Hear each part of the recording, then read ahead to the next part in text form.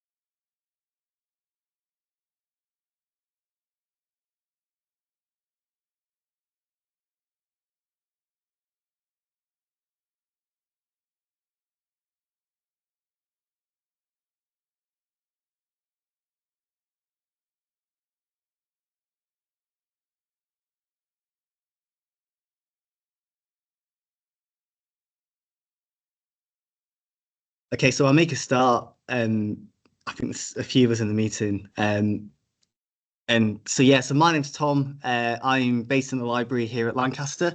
And this session is titled Myth Busting Open Access Books, Information for Authors. So the purpose of this training session is just to provide a general introduction to open access books. So it'll give you a really high level overview of what we mean when we talk about open access books, different ways of achieving open access, so different publishing models and different opportunities for authors. This is a really high level session, and we'll talk about some resources that we put together where you can find more detailed information during the presentation. So before we get going, it's worth mentioning that this session is part of our Library Skills at Lancaster Research and Development Pathway. So this is a series of sessions that we run for researchers relating to publishing research and open research. You can find all of our sessions on our library website. If you just go to our Library Skills at Lancaster webpage, you'll be able to find the links to our pathways. And likewise as well, if you head to our open research pages on the library website, you'll find all of our upcoming training sessions listed there. We haven't published our training sessions for next term yet, but we run these sessions on a termly basis, and we cover topics such as managing your research data and publishing your research articles and various other aspects relating to open research. And you can also find our sessions by looking on our library calendar. So if you look at the blue shield that has the research title on there, you can find our sessions by looking at that. So in this session, we'll provide a quick overview of what we mean by open access books. We'll talk about different features of open access books, what the benefits of publishing an open access book is, and then we'll talk about the policy landscape and some of the policies that funders have introduced. And then in the second part of the session, we'll talk about some opportunities for Lancaster authors and some of the schemes that the library has introduced to enable you to publish open access. So let's begin by defining what we mean by an open access book. So the most common definition is the definition that's provided by UKRI, which defines an open access book as a long-form publication that communicates an original contribution to academic scholarship on one topic or a theme and is designed for a primarily academic audience. So that's really the key part, really, the fact that it's designed for a primarily academic audience.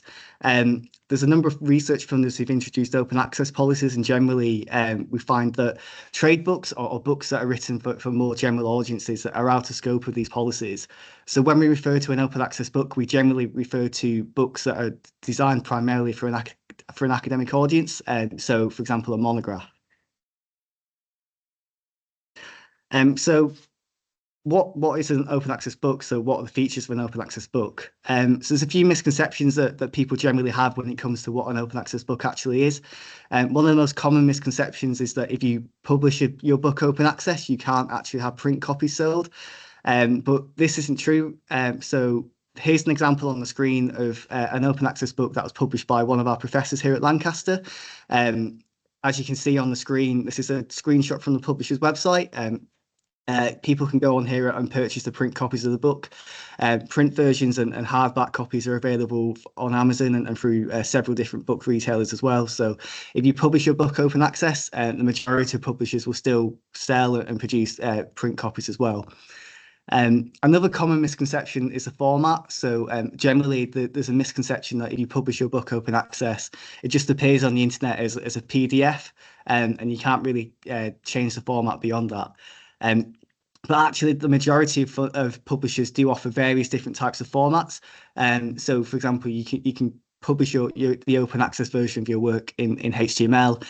There's other different types of formats as well that allow you to publish them as ebooks, so they can be read on Amazon Kindles, for example. So the format can vary between publishers, and you're not just stuck to having a PDF. Another common misconception is that you can't include third-party materials or images with open access books. But as we can see here, that this is an open access book that has those third-party materials and images included. Generally, there may be one or two more steps that you have to complete as an author in order to include these in your book, but generally you're still able to include images and materials that you don't own the copyright for within open access books. Another misconception is around peer review as well. So there's a common misconception that if you publish a book open access, it doesn't go through the same peer review process as non-open access books. But actually, the majority of publishers apply the same academic processes to reviewing that book as they do for non-open access titles. This book, for example, has been published with Open Book Publishers, and it's gone through. It's been seen by 2 peer reviewers, and it's been approved by the editorial board. And that's generally the same process that a non-open access book will go through for a different publisher as well. So open access books are peer reviewed, and generally publishers apply the same methods and ways of reviewing those books as they do for non-open access titles. And then finally, another quite common misconception is around copyright. So one of the real benefits of publishing a book open access is that you as the author get to keep the copyright, and you generally have more control over the work and who can use that. If you publish your book non-open access, generally you might find that some publishers may ask you to sign away some copyright, so you may have to give away some of the rights to your work to the publisher. Whereas with an open access book, generally because of the licenses you apply, you have more control over the copyright, and you retain ownership of that. So we talked about what an open access book is and some of the features, but why should you consider publishing an open access book? So there's several benefits of publishing your book open access. So as we just discussed, one of the benefits is that as an author, you generally retain the copyright to that work, so you'll have greater control over who can access that and who can use that work, and whether people use that for commercial purposes or for example. Another benefit is that publishing open access allows your work to reach wider and more diverse audiences. So an open access book is available for anyone with an internet connection to access for free, without restrictions. So that means that communities or people working in the third sector or policymakers will be able to access your book. It's not just restricted to people who have access to an academic library or who are willing or have the means to pay, hundreds of pounds to access an academic textbook. It's a very good way to reach wider and more diverse audiences. And the fact that these books allow the book to be seen by wider audiences can actually increase the readership and has the effect of more people downloading those books and more people citing those books as well. So we can see there's some links to some studies on the screen here. So there was a study that was completed in 2021 for Springer Nature, and that found that on average open access books were downloaded 10 times more than non-open access titles. There's also a study done by MIT in 2023, and that found that open access books published by them were cited 2.4 times more than non-open access titles. So it does have a really good benefit in terms of increasing that potential audience and the usage for that work. One of the other benefits as well is accessibility. So with open access books, we find that that they're more accessible for people with screen readers or people who may have certain accessibility needs when accessing those books. That's because as a publisher, there's kind of more focus put on accessing that product and making sure that the format of that book is accessible for anyone to access with an internet connection. Another benefit as well is accruing faster impact. So because an open access book is generally published online immediately and is made available upon publication, people can access that book quicker. So you don't have to wait for a library to purchase that title and add it to reading lists. And people can read that immediately, and the book can accrue impact a lot quicker than non-open access titles. And another benefit is that there's some initial evidence that suggests that actually if you publish your book open access, because of the fact that it can reach a wider audience and has more usage and citations, it can actually increase the number of copies sold. So generally, because people like to access books online for free and kind of it can be accessed by a wider audience, but generally the majority of researchers actually prefer having the physical copy of the book in their hands, and people are still inclined to purchase a copy of that book. So if we're reaching a wider audience, it can actually increase the number of copies that are sold for that book, and that's another benefit for publishing open access. But there are some potential challenges that you need to just be aware of when it comes to publishing open access as well. So one of the challenges is around third-party copyright. So as we've discussed, you can include images and third-party materials in books that you don't own a copyright for, but you may have to think about how could you approach and obtain permission to obtain the copyright to include that within your work. There's some really useful guidance that we can link to at the end of this presentation that's been produced by UKRI on managing third-party copyright and ensuring that you can include third-party material within your book. But it's just something to consider. You may have to do a bit more work in terms of obtaining the copyright for that work and making sure you have permission to publish that on an open license. There's also the challenge around potential costs. So some publishers use a certain model, which we'll discuss in a moment, to publish books open access. And that model can require a fee to be paid to them in order to be produced open access. So there are sometimes potential costs. That's not always the case. And as we'll see, there are different models to obtaining open access. But some publishers may charge you a cost in order to publish open access with them. So we discussed some of the benefits and challenges of publishing your books open access. So let's spend a few minutes just discussing what the policy landscape looks like at the moment. So in terms of REF 2029, so the Research Excellence Framework, it's been confirmed that for the upcoming REF 2029 that there will not be a mandate for open access for long form outputs. So that means that in order to be included, you don't need to publish your book open access. So they're not mandating that books are made open access to be included in the REF. But we have been told that there will be an open access requirement for long form outputs that will be implemented from the 1st of January 2029. So that will affect the next REF after REF 2029, so REF 2035 or 36, or whenever the next one is. At the moment, there is a mandate for that one, and that will come into effect on the 1st of January 2029. So that means if you sign a contract with a book publisher after the 1st of January on that year, you will need to consider making that open access potentially in order to be included in the next REF. So this may change. It might be that in a few years' time that date is pushed back or that mandate is removed. But at the moment, there is a mandate that will come into effect on the 1st of January 2029 for the REF that's in the 2030s. And in terms of funded policies, so a number of research funders have recently introduced policies mandating that authors publish their books open access. So on the 1st of January 2024, a new UKRI policy for open access books came into effect. So that means that if you sign a contract with a publisher after the 1st of January 2024, and your research needs to acknowledge funding from a UKRI funding council for a project that formally ended within the last 7 years, you must publish your work open access. There's some guidance that we put together on our website, and there's a QR code at the end of these slides that links you as well to some useful guides for interpreting these policies and how to comply with them. But it's worth bearing in mind that UKRI have that policy that they introduced last year. And the Wellcome Trust as well have also introduced a policy, and we don't really have too many Wellcome Trust funded researchers here at Lancaster, but we've included some guidance as well on that, and we've linked to that at the end of the slides. It's worth bearing in mind that these research funders have introduced funding to support open access publishing fees. So if you are in scope of these funder policies for open access books, you may be able to claim some funding to cover some potential costs if your publisher, if you do incur them through that publication process. So we're quickly going to discuss some different types of open access models and different ways of achieving open access. So these are the models that we're going to discuss are the ways in which publishers achieve open access. And there's some terms that it's useful to be aware of when discussing open access with a publisher, just so you know whether you may be charged a fee, for example, to publish with them, or whether the institution may be charged a fee.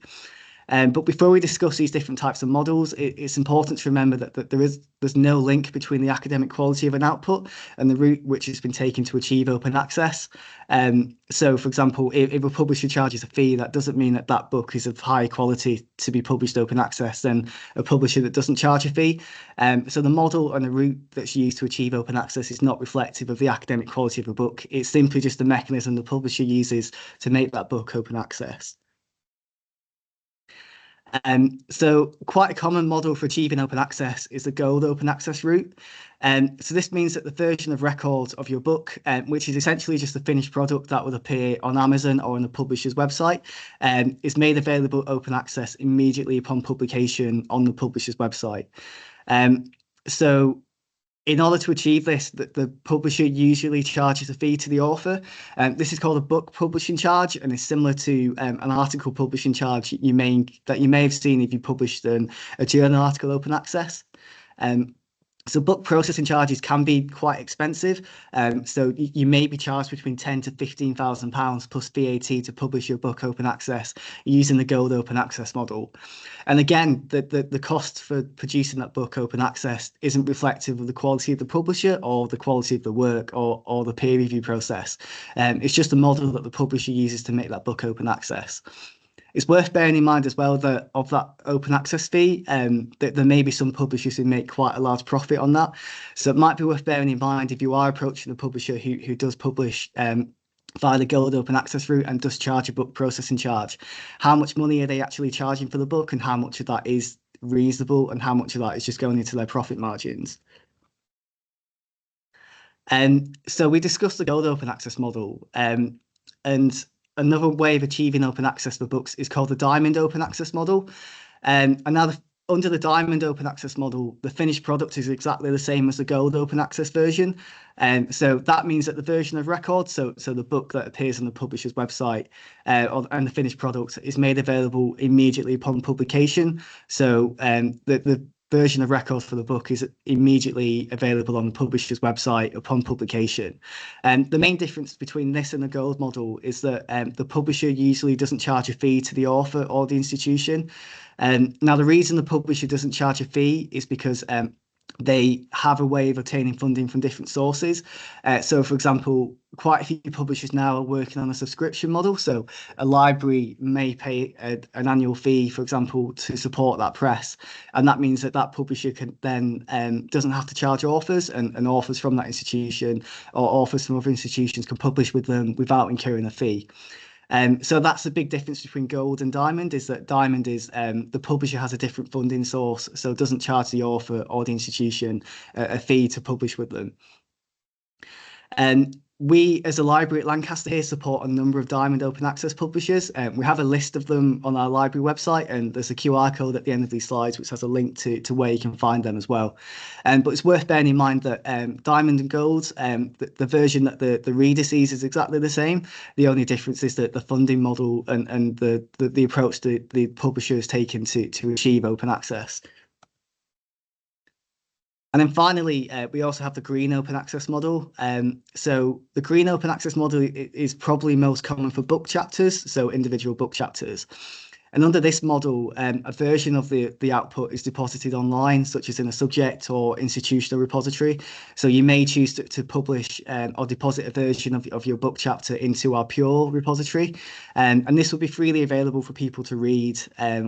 So anyone with an internet connection could access that through our repository and read that. The version of this record that you deposit is normally called the author accepted manuscript.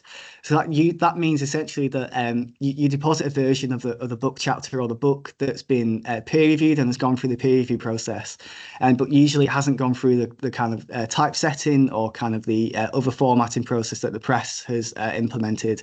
So it's a version that's gone through the peer review process but isn't quite the finished product in terms of the layout and the format of the output.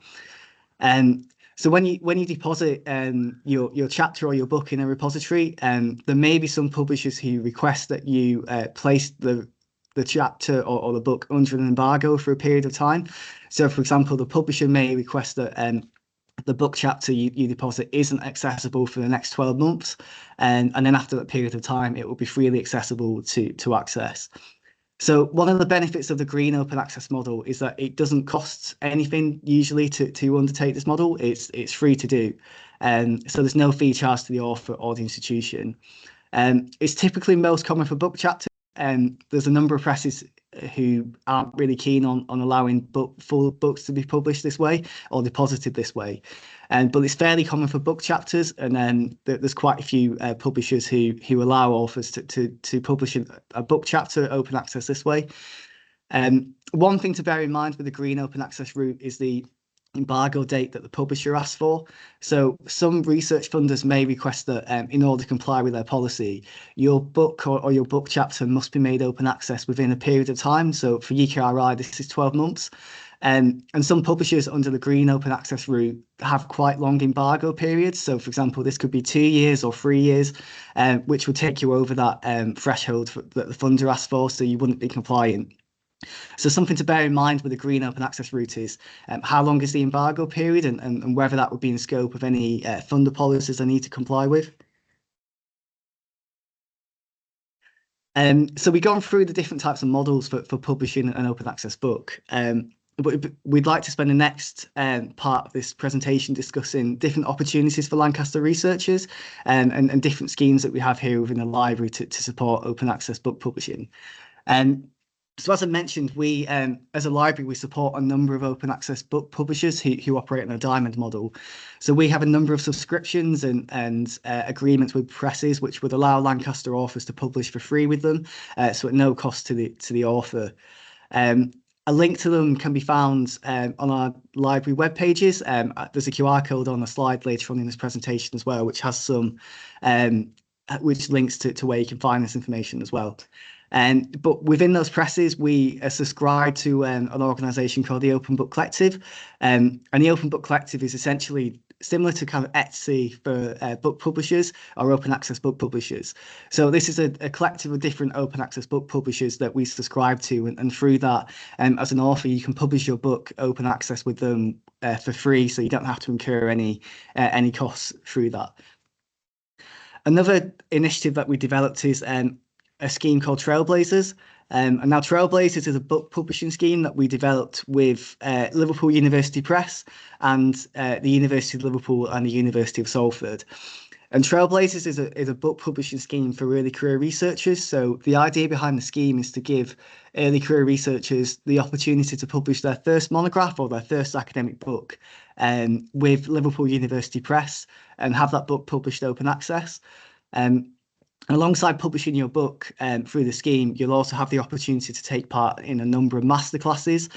So these will cover topics such as publishing, skills such as marketing your book, measuring the impact of your book, and also useful scholarly communication skills such as understanding open access, understanding the open research landscape as well, for example. So this scheme is run on an annual basis. At the moment, we have 6 universities who are participating. So Lancaster is one of the founders alongside Liverpool and Salford. But this year, we also have a number of other universities who have joined the scheme. And so the scheme is run on an annual basis, and every year there'll be a new cohort of authors from these several institutions who take part in the scheme and go through these series of masterclasses together. So applications for the scheme for this year are open now, and they close on the 2nd of May. So there's an expression of interest form that's available on our Trailblazers website at the moment. And once you submit that form, an academic panel will review those expressions of interest, and then you'll be invited to apply for part 2 of the scheme, which is submitting the publishing proposal. But through this scheme, it is a really good way to have your book published with a university press and have your work published open access. All of the publishing fees is covered by the library through the scheme as well. So it's a really good opportunity. And as I said, it's run on an annual basis as well. So every year the scheme will be opening around February time, and applications will close around May time as well. So in addition to these schemes, we've in the past had a university open access fund. So this is a small pot of money that the libraries had to cover open access publishing fees. At the moment, we're not sure we'll have a budget for this going forward in future. But in the past, we have been able to cover some open access fees utilising this fund. If you'd like to find out some more information on that fund and how to apply it and what the eligibility criteria are, just head to our open access webpage on our library website, and you can find the details there. And then finally, as a library, we've been quite keen to celebrate the successes of our authors who published open access.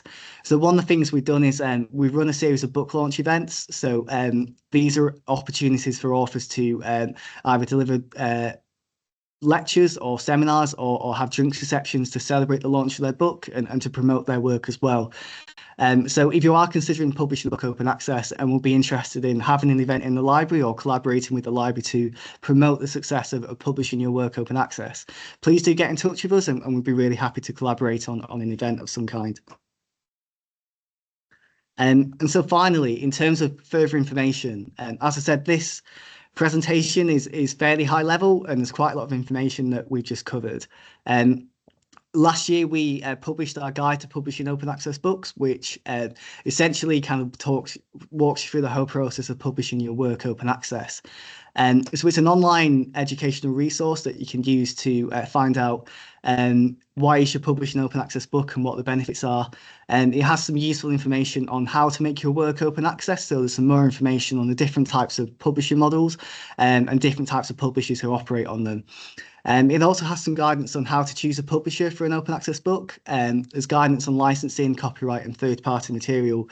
And there's also a number of author testimonies and case studies on there, and a number of useful resources as well that you can access through that. You can access this resource on our library web pages just by going to our open access web pages and then typing in open access books. And you can also access this resource through our QR code as well, which is on the screen here.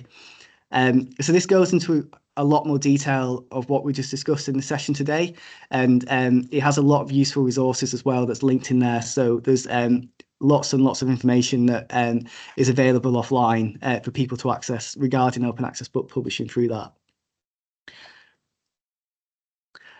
So that's it from me. As I said, this is a very quick whistle-top tour of what open access book publishing is. As I said, the open access book guide goes into a lot of these topics in a lot more detail and has some useful guidance on going through a step-by-step process of making your book open access and how to find a suitable publisher. We do have some time for questions now. So if you have any questions now, I'm really happy to answer them.